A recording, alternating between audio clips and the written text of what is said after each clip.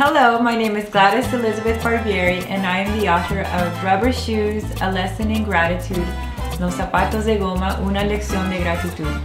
And I'm here today courtesy of Rivka Kawano from Beautiful Books as we celebrate World Day for Cultural Diversity. How did your experience growing up in a multicultural home influence you in writing Rubber Shoes? My parents are Central American. My mom is from El Salvador and my dad is from Nicaragua. So growing up, my mom spoke to us in Spanish even though I refused and I always answered her back in English. But as an adult, I'm happy that I am bilingual. If anything, I wish that my Spanish were better. When I wrote Rubber Shoes, it was important for me for it to be bilingual because I want kids to have access to something different. As a teacher, what are some of the common attitudes that you see in children regarding diversity?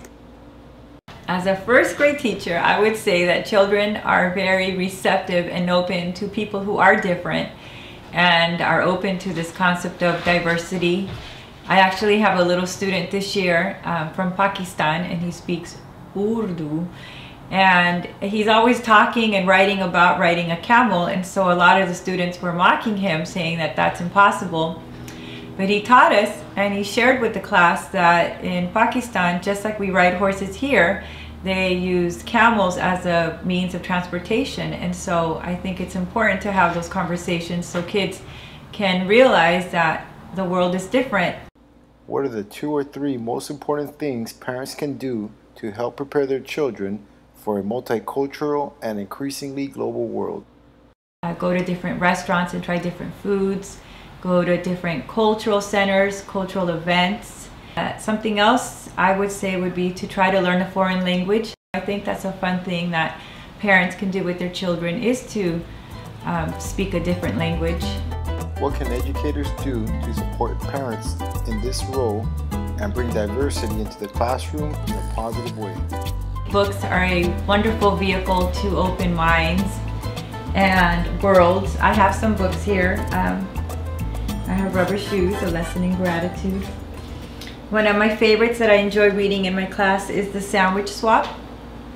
And in this little story, there's a little girl named Salma, and Salma brings a hummus and pita sandwich, and then she is mocked by other students for eating something that is different. And so in my classroom, we read this book and then we invite the parents to come and bring foods from their country, and we have like a World Food Day. As you can see, all the kids brought different foods and there's different flags. And this is a great conversation starter about differences and similarities and being respectful of people. Another book that I like is Amazing Grace. I've shared this story many times. I had a student, and I'm going to call her Miss A, and she was a reluctant reader, and when I read this book to her, she was just glued to me. And when I asked her why she liked the book, she said, well, because she looks like me. And so I would read this book about twice a week. And this also started a wonderful conversation. Here it is. In this story, there's an African-American ballerina dancer, and so we started talking about stereotypes. And it was interesting that some of the kids would think that that was impossible because they hadn't seen it. So that